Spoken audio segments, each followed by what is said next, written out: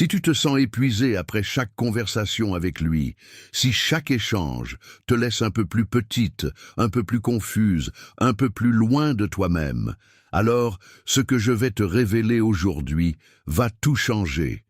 Parce que Jung a identifié il y a presque un siècle le mécanisme exact qui explique pourquoi le narcissique a autant de pouvoir sur toi.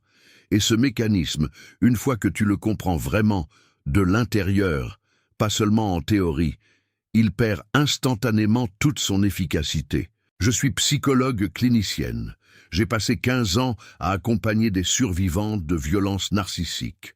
Et j'ai moi-même vécu une relation narcissique pendant des années, avant de comprendre ce que je vais t'expliquer aujourd'hui. Ce que je vais te partager, c'est une vérité que beaucoup de psychologues connaissent, mais que peu osent formuler aussi directement, parce qu'elle implique quelque chose d'inconfortable, que le pouvoir que le narcissique a sur toi, tu le lui as donné sans le savoir. Et que le jour où tu le lui reprends, pas violemment, pas avec des mots, mais silencieusement, en devenant inaccessible, ce jour-là, il perd sa dernière arme. Retiens bien ce que je vais te dire, parce que la révélation la plus importante de cette vidéo n'est pas à la fin. Elle est là, dans les prochaines minutes. Et si tu comprends vraiment ce que je suis sur le point d'expliquer, tu ne regarderas plus jamais son comportement avec les mêmes yeux.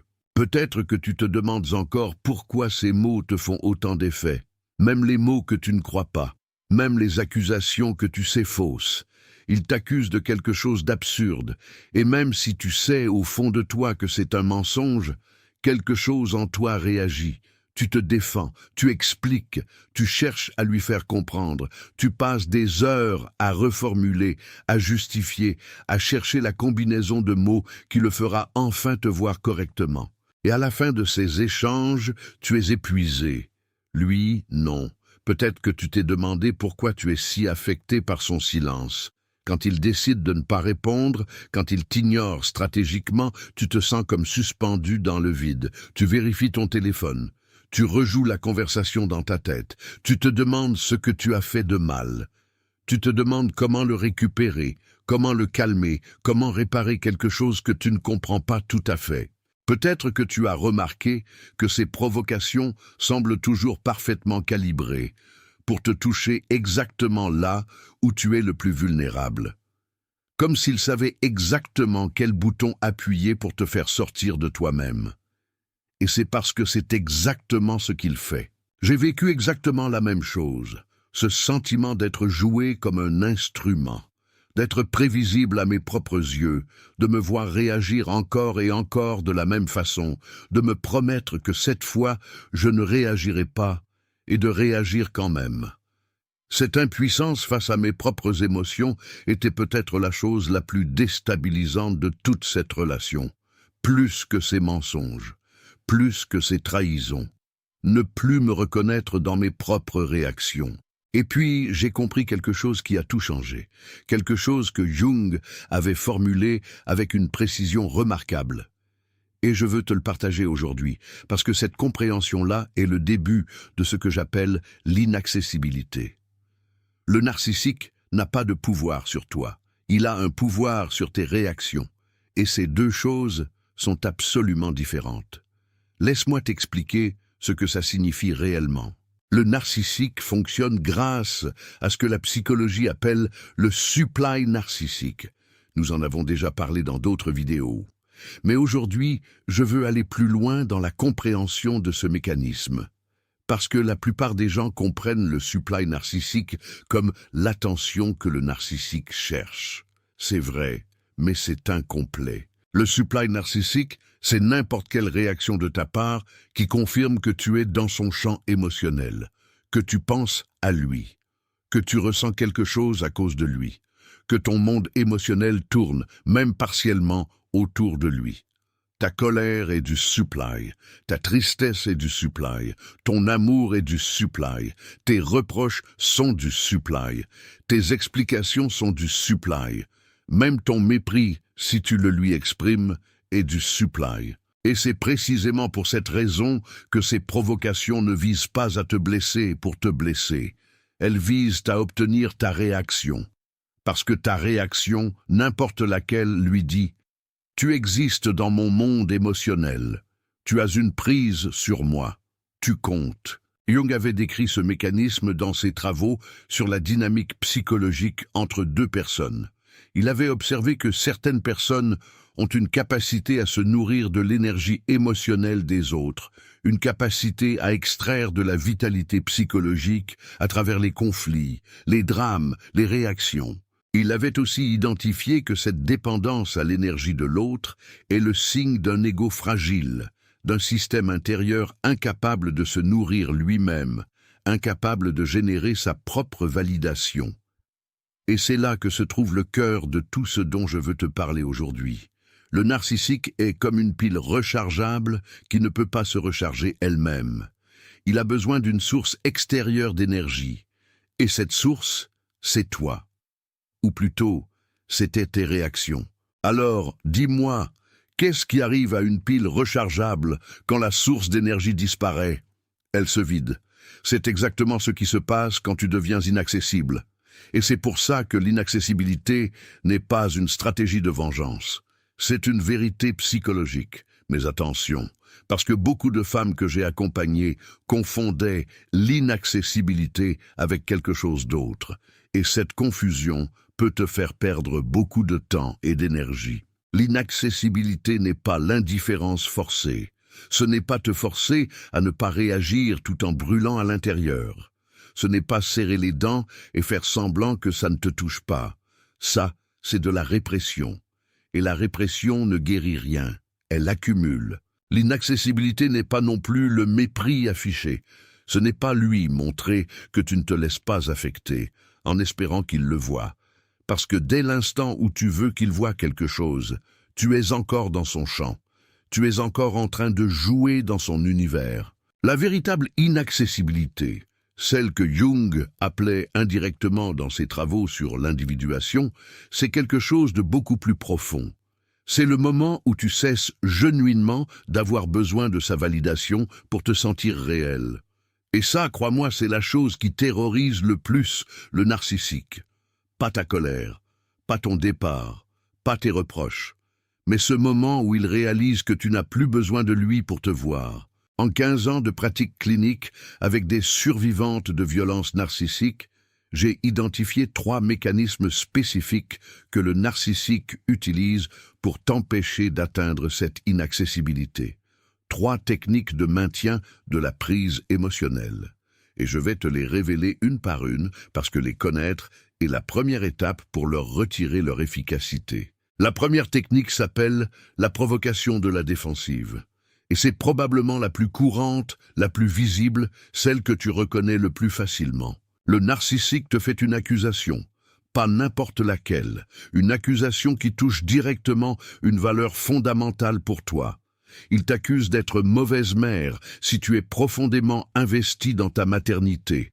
Il t'accuse d'être égoïste si tu es quelqu'un d'intrinsèquement altruiste. Il t'accuse d'être malhonnête si l'intégrité est au cœur de ton identité. Pourquoi ces accusations-là spécifiquement? Parce qu'il les a testées. Il a observé lesquelles déclenchent ta défensive la plus intense. Et il revient toujours à celle-là. Et quand tu te défends, quand tu expliques, quand tu argumentes, 2 choses se passent. D'abord, tu lui fournis du supply. Tu réagis, ce qui lui confirme sa prise sur toi. Ensuite, tu valides implicitement l'accusation comme une question légitime qui mérite une réponse. En te défendant, tu lui accordes le pouvoir d'évaluer si tu es une bonne mère, si tu es altruiste, si tu es honnête. Tu acceptes qu'il soit le juge. Ce que tu dois comprendre, c'est que la personne qui n'a pas besoin de se défendre est celle qui est vraiment libre.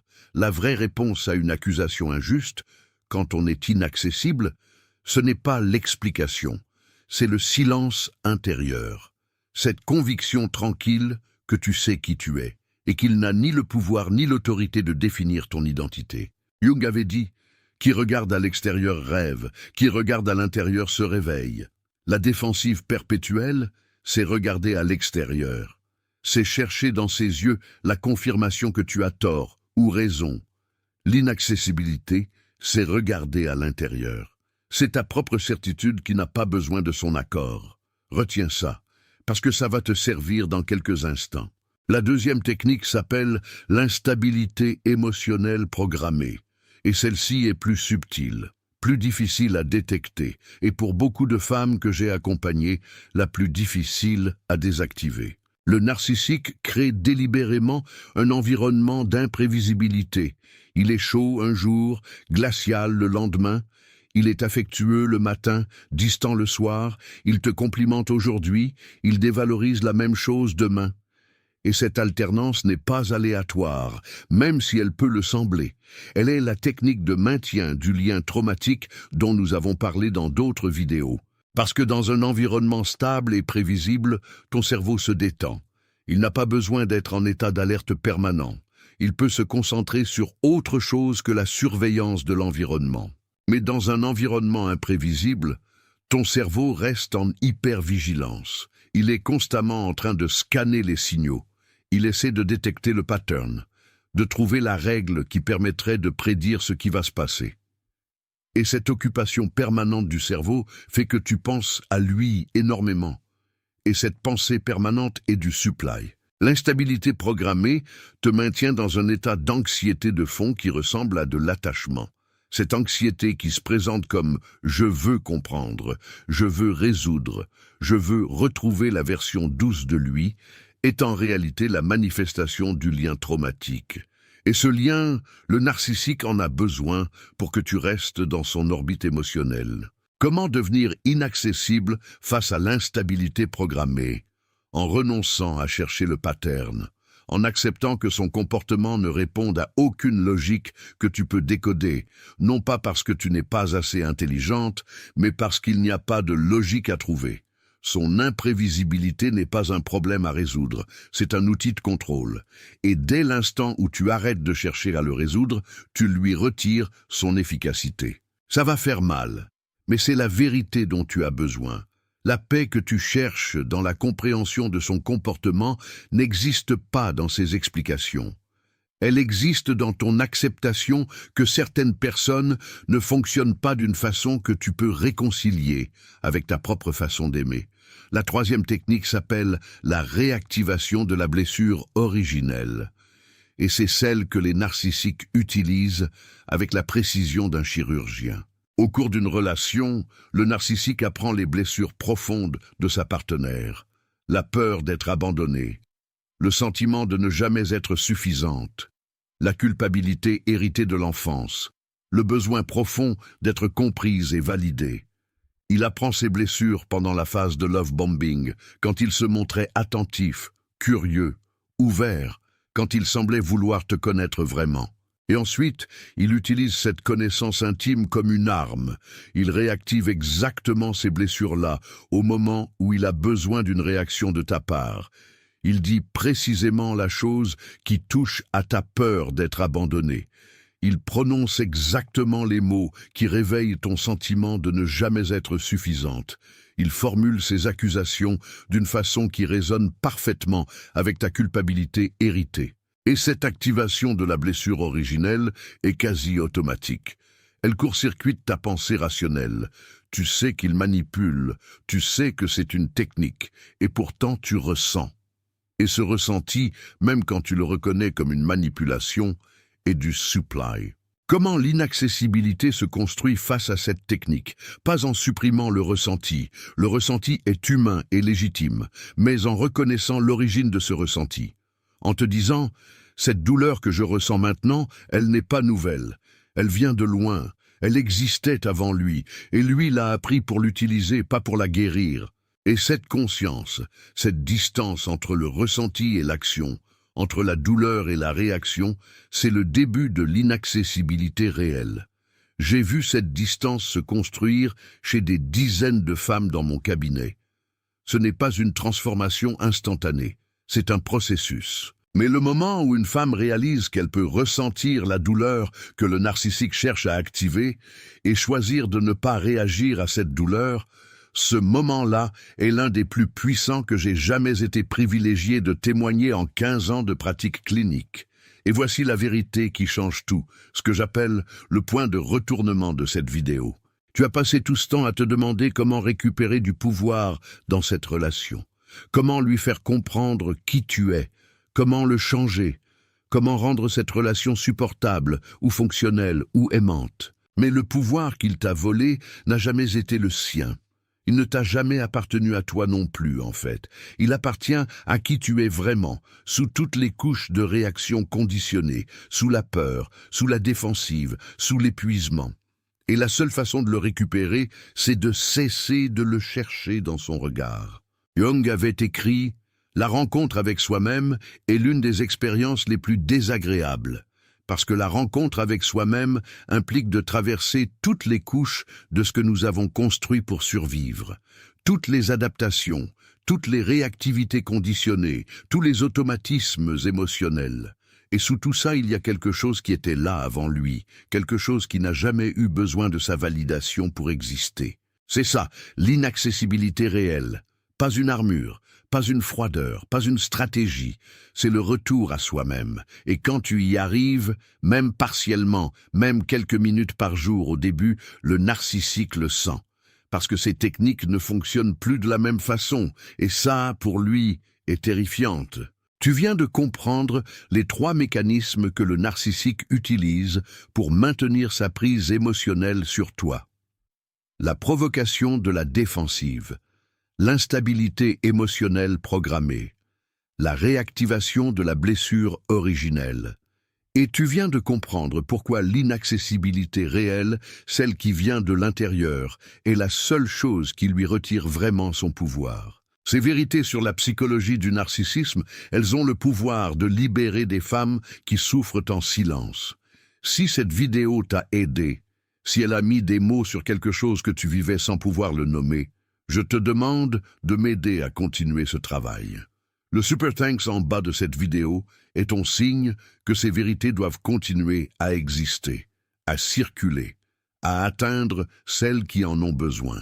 Jung croyait que la conscience collective évolue quand les individus font le travail de se connaître eux-mêmes. Chaque femme qui comprend ces mécanismes et se libère du cycle narcissique contribue à cette évolution. Tu n'es pas seulement spectatrice de ce contenu, tu en es une partie essentielle. Parlons maintenant de ce que tu peux faire concrètement. Parce que comprendre l'inaccessibilité en théorie est une chose, la construire dans ta vie quotidienne en est une autre. Et je veux être honnête avec toi. Ce n'est pas un processus rapide, et ça n'est pas non plus linéaire. Il y aura des jours où tu te sentiras parfaitement ancré dans toi-même, où ces provocations glisseront sur toi sans laisser de traces. Et il y aura des jours où tu réagiras encore, où tu te retrouveras à nouveau à te défendre, à expliquer, à chercher sa validation. Ces rechutes ne sont pas des échecs, ce sont des informations. Elles te montrent quelles blessures sont encore actives, quels automatismes émotionnels n'ont pas encore été désactivés. Et chaque fois que tu les observes avec curiosité plutôt que condamnation, tu avances. Voici un rituel concret que je propose à mes patientes. Pas pour le pratiquer avec lui, pour le pratiquer avec toi-même. Chaque soir, pendant quelques minutes, prends le temps de poser les questions suivantes. Pas à voix haute nécessairement. Dans ton espace intérieur. Première question. Aujourd'hui, est-ce que j'ai réagi à quelque chose par habitude plutôt que par choix? Deuxièmement, si j'avais eu 5 secondes de pause avant cette réaction, qu'est-ce que j'aurais choisi de faire à la place? Troisièmement, quelle blessure ancienne a été touchée aujourd'hui? Et quelle est la vérité de qui je suis aujourd'hui, indépendamment de cette blessure? Ce rituel n'est pas une performance pour lui. Ce n'est pas quelque chose que tu fais pour gagner contre lui. C'est une pratique pour toi. Pour commencer à créer cette distance entre le ressenti et la réaction. Pour commencer à te connaître toi-même assez bien pour que ces techniques ne trouvent plus de prise. Et progressivement quelque chose change. Pas en lui, en toi. Tu commences à te surprendre à observer ces provocations de loin, comme quelqu'un qui regarde la mer depuis une falaise, plutôt que quelqu'un qui est dans l'eau, en train d'être secoué par les vagues. La tempête est toujours là, mais tu n'es plus dedans. Jung avait identifié ce processus dans son concept de la conscience du soi, ce niveau de connaissance de soi où l'ego n'est plus le seul centre de la personnalité, où la personne commence à se voir elle-même avec une certaine distance, une certaine objectivité. Et cette distance, même partielle, est ce que le narcissique ne peut pas acheter, voler ou manipuler. Parce que la vérité que tu dois retenir, la vérité sur laquelle je veux terminer cette vidéo, c'est ceci. Le narcissique avait besoin que tu sois réactive parce que ta réactivité était sa preuve que tu existais pour lui. Mais tu existes pour toi. Tu as toujours existé pour toi. Et le jour où tu l'incarnes vraiment, le jour où cette conviction est assez solide pour ne pas vaciller face à ses provocations, ce jour-là, il perd sa dernière arme. Pas parce que tu l'as battu, pas parce que tu t'es vengé, mais parce que tu n'as plus besoin de jouer dans son jeu. Et c'est là que commence ta vie réelle. Je vais te proposer maintenant un rituel de protection pour les prochains jours.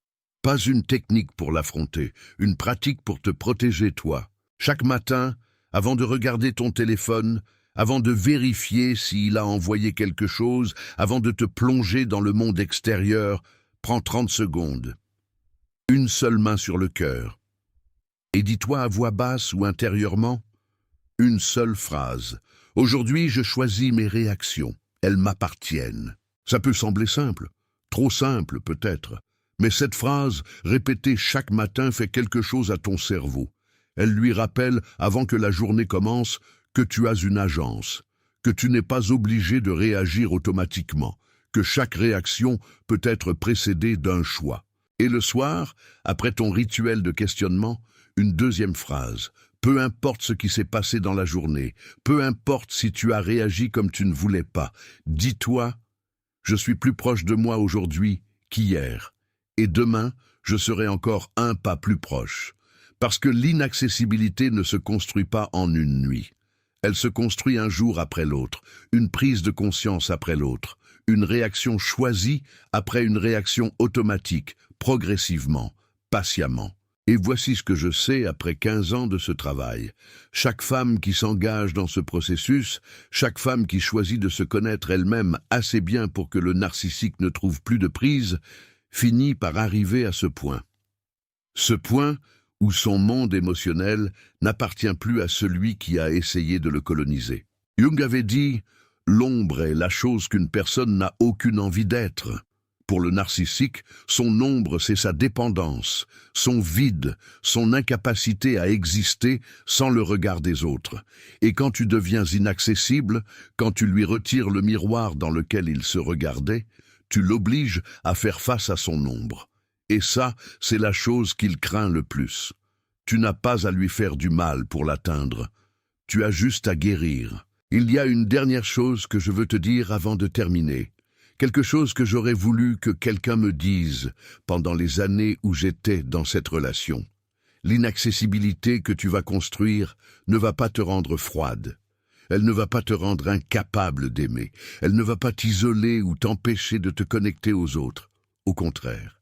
Parce que l'inaccessibilité réelle, celle qui vient de la connaissance de soi, libère une quantité d'énergie émotionnelle que tu avais utilisée pendant des années à surveiller, à anticiper, à te défendre, à réagir.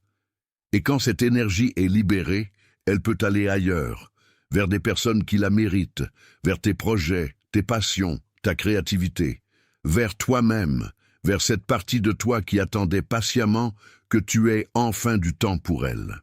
Et voici ce que j'ai observé encore et encore, chez des femmes qui ont traversé ce processus.